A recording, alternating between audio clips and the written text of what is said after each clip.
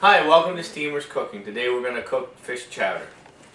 First we're going to start with a nice good sized bowl. And then we're going to start with some Steamer's pure seawater, which this is what's going to make your chowder taste really good. Good salt flavor. And what we're going to do is we're going to add a good cup of this water. I'm going to add a cup and a half. Because it's great and it's not going to be too much. So we pour this in like that. We're going to have 2 cups of diced up potatoes, which, if you can see, that's the size I diced them up. Alright. Okay, so we pour that in. Then we're going to have a cup of carrots. So whatever you use in potatoes, you're going to do half carrots. These here we're going to do a little smaller. And you can put these on in at the same time because these are smaller than the potatoes, so they're going to be done pretty much at the same time. So we put that in. Now, if you notice, that's not going to be completely covered with water because you're not going to want all seawater in that.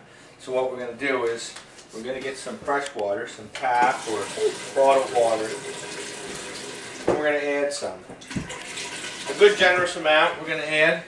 You see they're floating in this. And then we're going to put it on a stove, and you're going to turn this on high, maximum, because we want these to come to a boil. We got a nice big clove of garlic, grate it. We're going to put that in there. Delicious. Brings out the flavor. And we have a tablespoon of onion powder. We have a teaspoon of celery salt, a half a teaspoon of pepper, and importantly, believe it or not, is a cube of chicken bouillon. Them little cubes, you can get them, or you get them in little packages of chicken bouillon powder, or you can even kind of use broth, but preferably you would like to use the cubes with the chicken bouillon. So now what we're going to do is we're going to leave this come to a good rapid boil, and then maybe we'll turn it back a little bit, and we're going to leave this cook until your carrots and your potatoes get a little bit soft, but not completely done. And then we'll go from there. This has probably been cooking now for 7 to 10 minutes. The best way to tell is, well, first I reduced the heat a little bit because it was steaming heavy, is take a carrot or a potato out, cool it down, and just give one a try. You don't want them to be really mushy. You want them just to be getting soft, because you still got to cook them a little bit longer with the fish. And then we're ready to go. We're going to get ready to put the fish in there. And this is haddock. And we're just making a haddock chowder today. If you want to add scallops, mussels, shrimp, anything is all great, but we're just going to stick with the fish. I really like the fish. Check for bones from here to there, and there is bones, so we're going to cut this down along there. I'm going to cut in enough that you get out the bones, and just down far enough that you get the bones out. But make sure the bones are out, because there's nothing worse than having bones in your chowder. Same with all of this. If one has bones, chances are they all have it. Years ago they cut that out. They leave the bones in now for that little bit extra weight, and makes you think you're getting more, and really you're getting bones that are useless. So now we're putting the last piece of fish in. I had 4 good size pieces of fillet because you like lots of fish. It's up to you, you can judge it, but that should be enough with everything else we put in. So we put that in. I'm going to give my hands a little rinse. And what you're going to do is haddock cooks in a matter of minutes, maybe 5 at the most.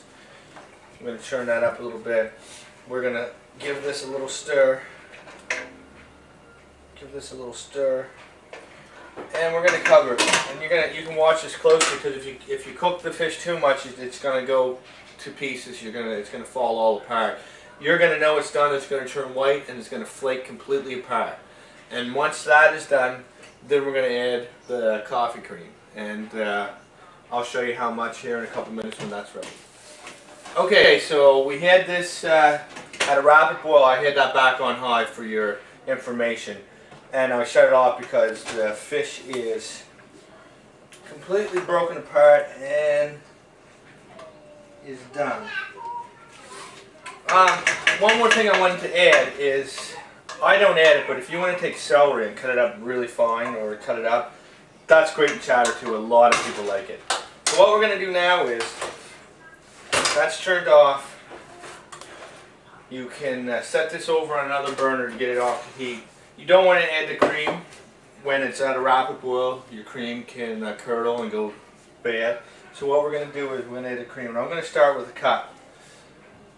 And this is coffee cream. And I'm going to pour this in. Another thing you use is whipping cream, which makes it really smooth and really tasty. This is going to be a little bit better for you. We used 1 cup. We used 2 cups. And we're going to stir this up. And we're going to add another ½ cup. So I'd say 2½ cups of cream to that mixture. And you are done and ready to have a chowder. So we'll mix that up a little bit. Cream cooled it down a little. Okay, so we got that. Another good thing, which you can do while you're cooking, but you can also do it this way. Don't forget to add a little bit of butter in that. And another suggestion is, if you have some croutons, top this off with croutons. Really good. You take a piece of lobster that I had in the fridge, and set that on top, and there you have chowder. Delicious and tasty. Beautiful.